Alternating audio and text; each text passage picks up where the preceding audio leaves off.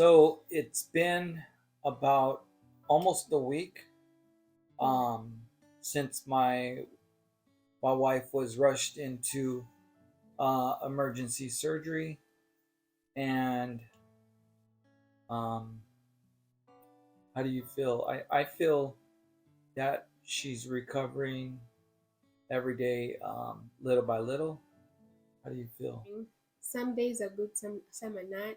Some moments are okay. I feel like I'm recovering really good, and then some moments it just hits me. We So found out we were pregnant.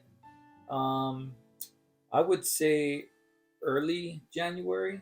on the fourth. On the fourth, was it? Mm-hmm. I was thinking it was the sixth, but it was the fourth. We found out we were pregnant on the fourth, and I was really excited. I, that moment when you find out you're going to have a child, and there's excitement that goes through your mind. You're processing this. I was really hopeful. I was looking forward to a brand new addition to our family. Um, I was just thinking, wow, this is the perfect time because the baby would be born right before all of our major holidays that we celebrate here in America. And it, he or she would have been born during the month of my nephew, my father, My mom, my my dad, oldest son, my and granddaughter. granddaughter. So it was going to be the same month, and we were excited. My husband was really excited from the moment he knew I missed my period. Um, but I was kind of scared when we found out, and then Yeah. the more I kept looking at the positive test, I got to embrace it more and more, and I grew to be excited as he was excited, and yeah. We have been under a lot of, I don't know, you want to say stress. Um, we have left California for some time now. Right now we are in California. We left California. We quit our jobs here. We packed everything up and we went out to start a business. Mm. We still have our business there. It has just been really challenging and stressful. We know nothing about what we're doing, but we went in faith, and so there were a lot of stressful times. But during the time that she was pregnant, she was facing a lot of stressful times with a company that we are affiliated with. We have somewhat of a business relationship with, and yeah, that's kind of where things started. This past month, January, has been by far the most stressful month I have ever witnessed in my life. Like the whole month from beginning to end has been really, really stressful with a lot of challenges. So we were supposed to come back to California. I got pain. I was like feeling a little bit of pain, like cramps, but it was a little bit more than cramps, my usual cramps.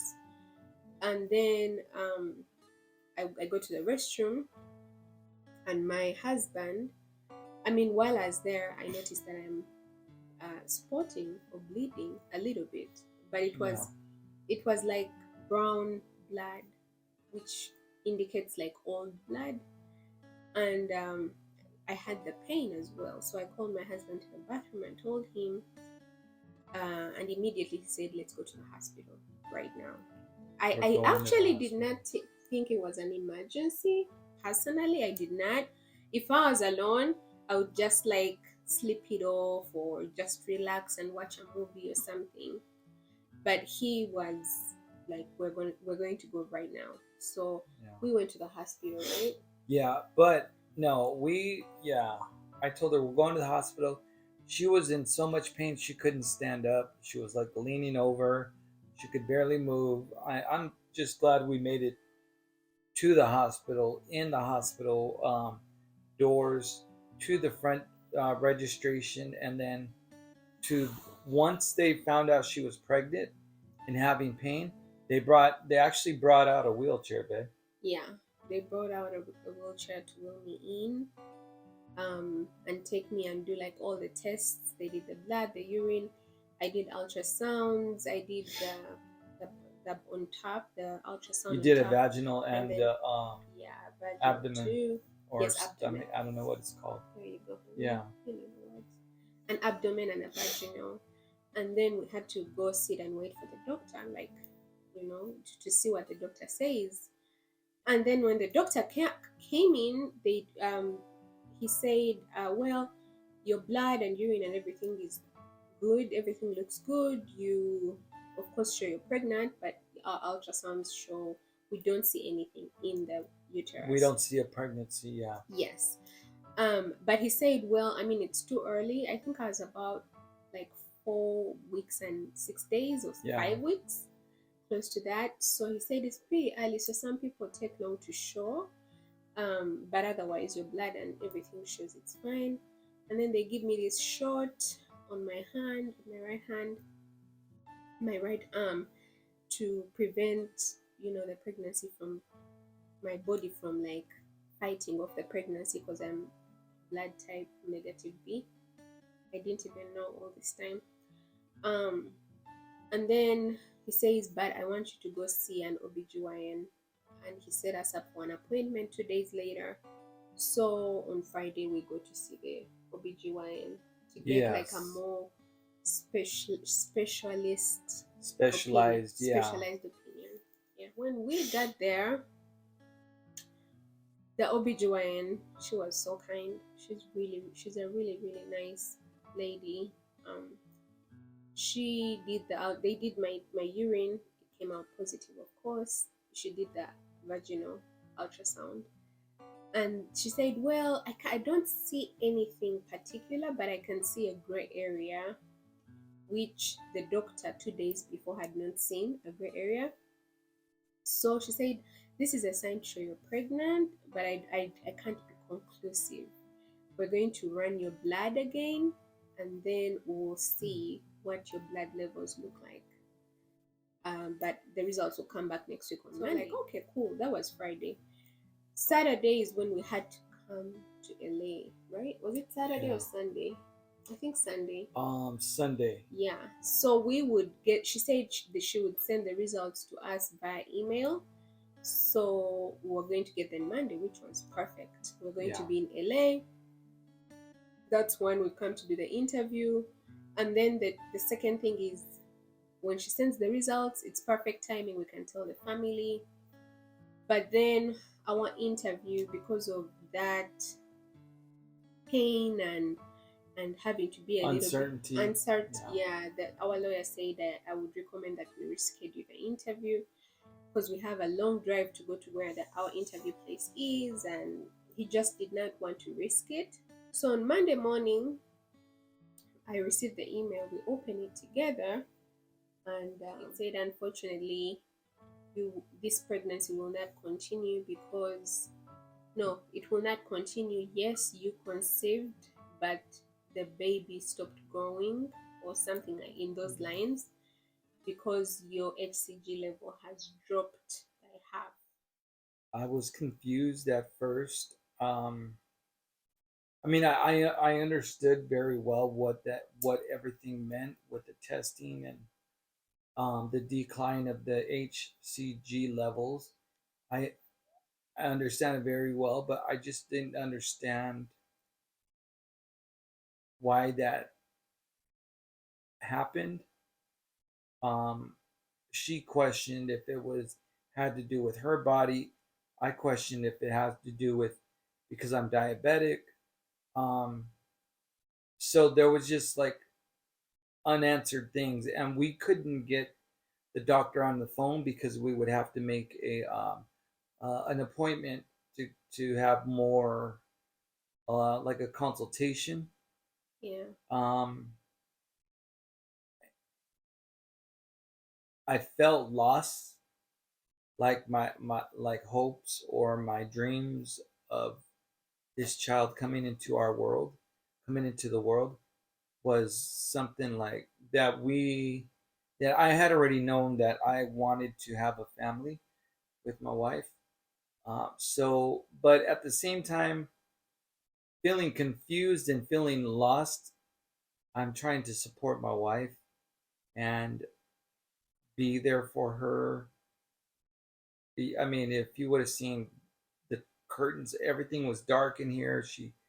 She was in bed the whole day, and I came to check on her, and I didn't know, do I leave her alone? Do I just sit with her? What do I do? Um, it was a if you've ever experienced it, then you probably already know, but I don't wish that anybody experienced that, because it's tough. There was like a lot of unanswered questions, but we did have our second appointment with 2 weeks. the Yeah. gynecologist, with the specialist, which was 2 weeks after, right? Yeah, Or was from it? that day. So, with our appointment on the 27th, we go to the OBGYN. She does the ultrasound again, the vaginal ultrasound again, and then um, she sees that there's a little, she called it a sac. I'm sure she did. It was a little a sac, but there was nothing in it. She said, "Yeah, this should be like, it's like really small, so I'm not going to give you medicine to induce it. It should come out naturally." But that's like that and more is the stuff that is going to come out eventually. But everything looks normal. You're not at risk for anything because our lawyer had asked that we get a doctor's Yeah, some pass, proof, some some form or proof to something. show that Yeah. we are good to go in case we have the interview rescheduled. I can travel for hours. So we got that. She approved. She typed that out for us, and I told her about my boobs. She said, "Well, every woman is different. You still have some sort of HCG in your blood, so it should go away." I'm like, "Okay, cool." They still drew my blood just to check and see where the HCG level is. It's a routine Yeah, check. it's Yeah. kind of like a routine to make sure. Yeah. From 719 2 weeks ago, it has like now gone down because that's what's expected. And then it jumped right back And up. then, yeah, on Saturday, We were doing our own normal routine. right, Actually, I don't even know what we had planned that Saturday morning, but I was upstairs. right, I don't remember what I was doing. I was upstairs and she came up. yeah, we had just come back Oh, with like some of the people we have over yeah. there. I had taken them somewhere, and we just came back, You were and on the phone with, okay? yeah, You were on the phone with our doctor, with our yeah, she had OBGYN. just called. Like the moment I pulled into the garage, she called, and when I picked up, she's like, "Hi, Angela, how are you? What are you doing?" I'm like, "Oh, I just came back home." She asked me, "Did you have breakfast?" I'm like, "Yeah, a little bit." She said, "Well, I need to tell you." And the moment she said, "I need to tell you," I said, "Can I just give me 1 second?" So I put my husband on the phone too. So he was in the kitchen having breakfast. I pulled him up. We went upstairs, and then we so that we could speak privately. By this time, my heart's already dropped. I'm already got all these stories in my head that are going on with my wife, Right. and I don't even know what. Yeah. Yeah. Now, funny thing is that my heart did not drop. In fact, when I received her call, I was excited.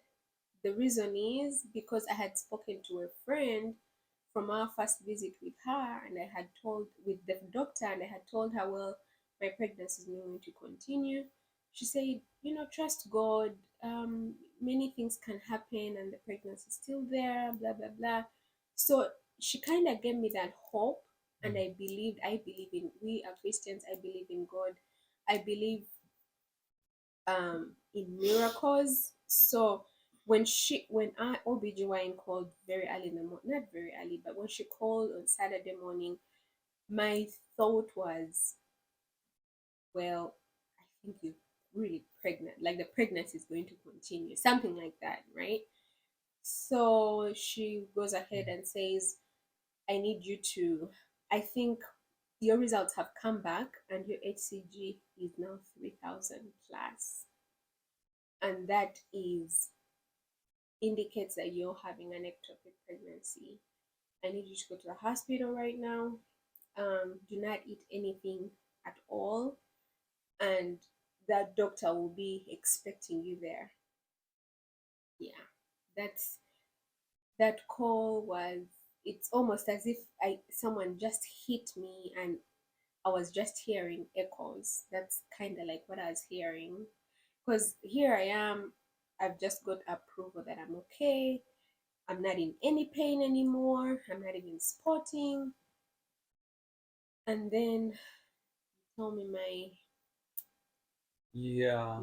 I'm having an ectopic pregnancy, and that she had had discussions with different gynecologists, and they came up to a conclusion that surely I'm having an ectopic pregnancy, because there's no way my FCG would come from 716 to 3,000. So anyway, we rushed to the hospital, which is really close to that house, and they do their test. They take me in pretty fairly. I didn't have to wait for a very long time. No.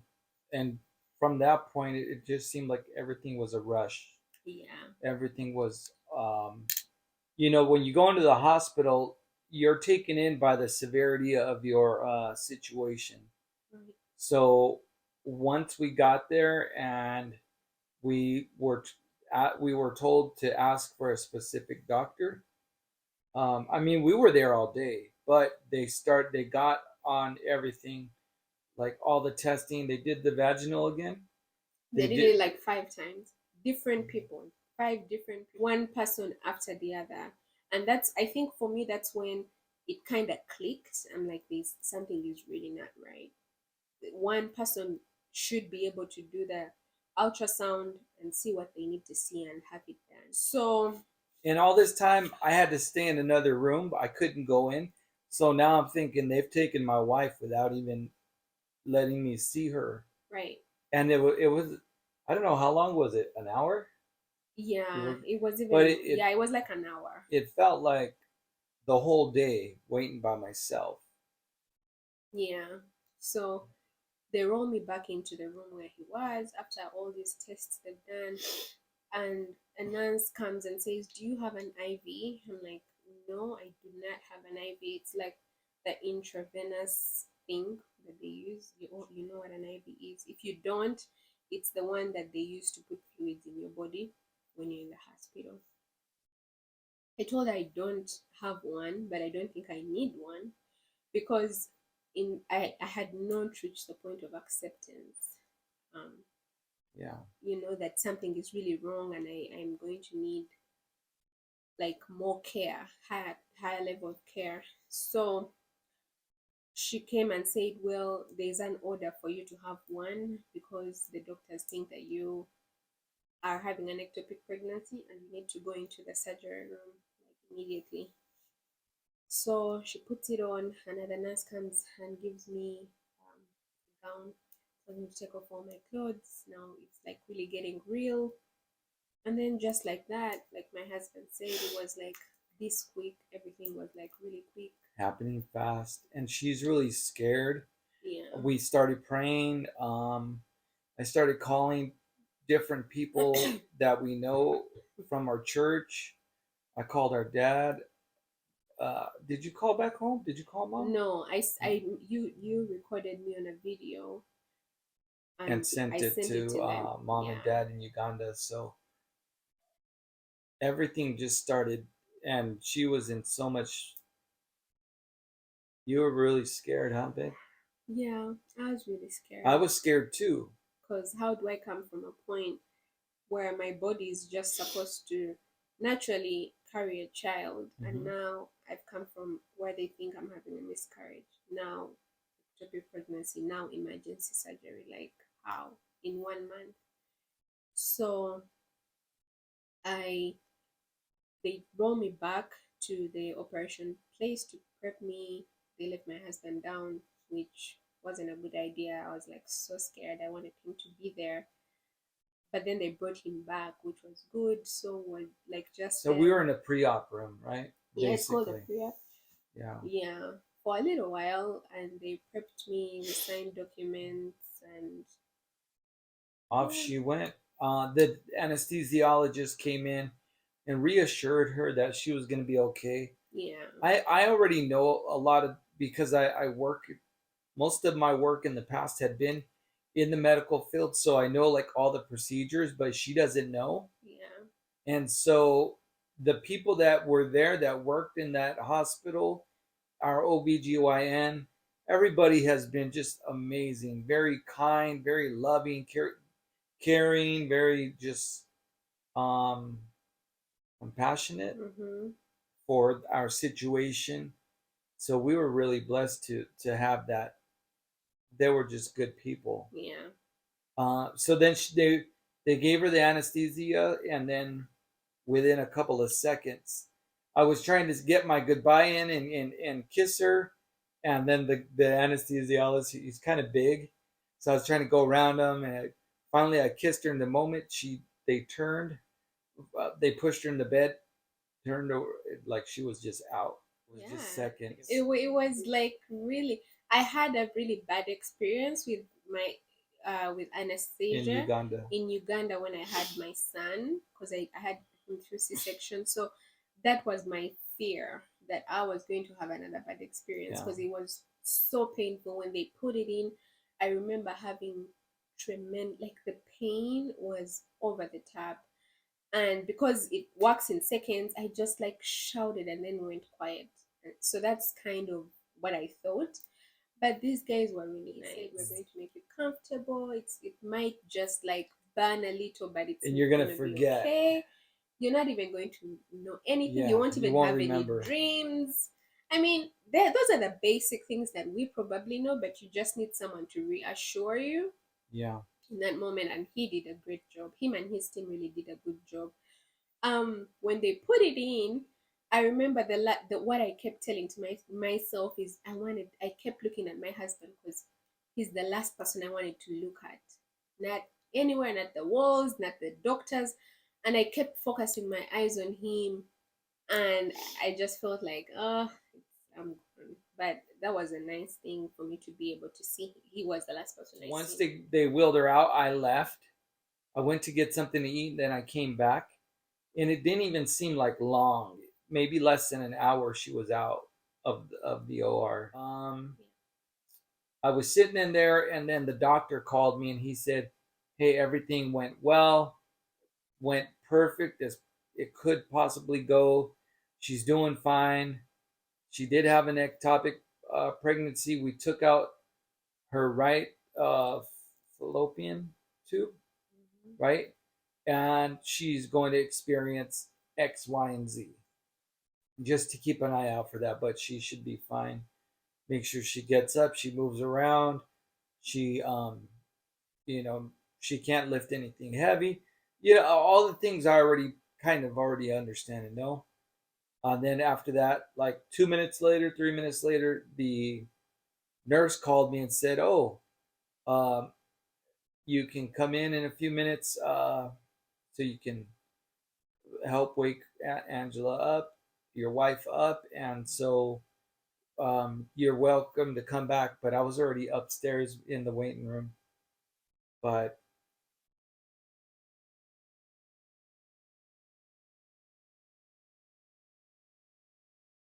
um, it felt like forever, and like you,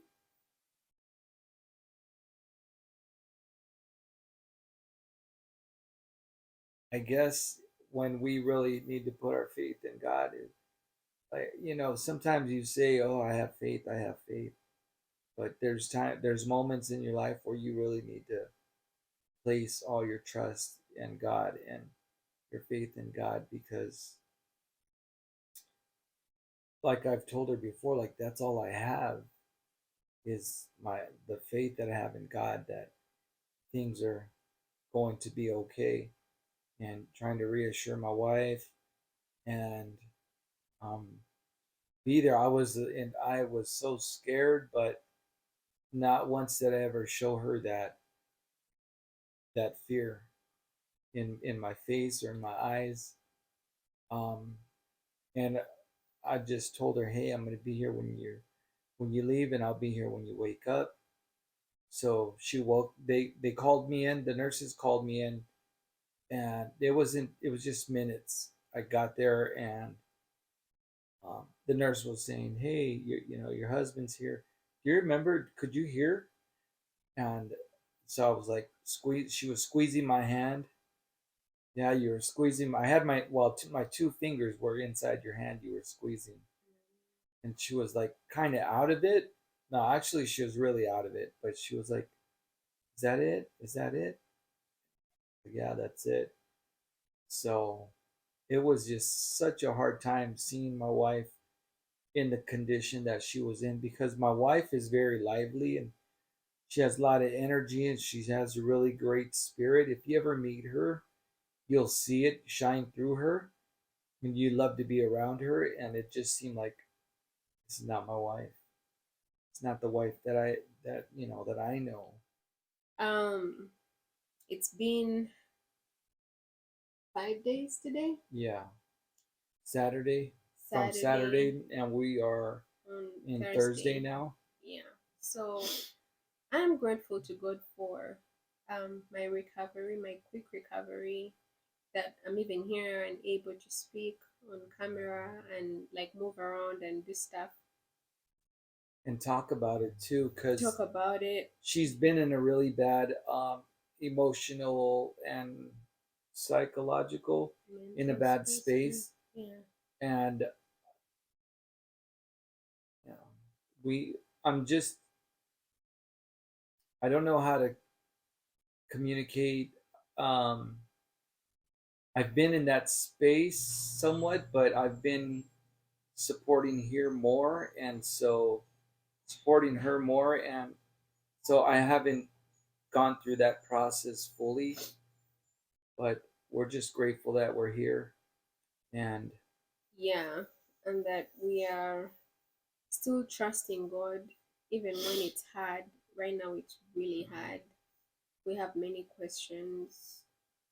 Um a part of my body was taken out of me. I lost my child. We lost our child. Yeah. That's all I'll say about that right now. But that's what January 2023 has been like. so thank you, and uh, hit the like button, subscribe, Yeah. share. We Share. We have a follow up with our OBGYN next week the to see surgeon, how right? things, the surgeon, yes, see how things are going. We'll be updating you on our journey of recovery or starting a family maybe someday if that's God's will. And our immigration It's coming up status, actually. yes, and I think everything in, And yesterday was my birthday, so my wife is yes, making my favorite enchiladas on Saturday. yeah, We'll have a small something, but maybe we'll film some of it so you can see um, some of her great cooking. You got to try if you come and visit us, or we're able to visit you. Make sure to ask my wife for her famous enchiladas, because I know you're gonna fall in love with them. And yeah, you keep inviting us back to your place, right. to your homes. Mm-hmm. What else, Ben? That's about it. Thank you for tuning in, for watching all the way to the end. Please hit the like, share button, the like, Subscribe. subscribe to our channel, share, and let us know what you think about it. Let's continue the conversation in the comment section. Yeah, if you've had experienced anything like that and you're comfortable sharing your experience, we'd really love to know. My wife needs and wants to connect with other women that she can get to know how they are going through this process, the grief, and we're going to look into maybe a therapist or something we can talk to, or she could talk to, right? I think Right. you'd Yeah. want to do that one-on-one or something. Yeah. So if you have any recommendations, I would really appreciate that. Yeah, Just to speak to someone and get in a community of people that have experienced what I'm going through or what we are going through. Yeah. thank you for watching. We love you. May God bless you and Bye. keep you. Thank you. Bye.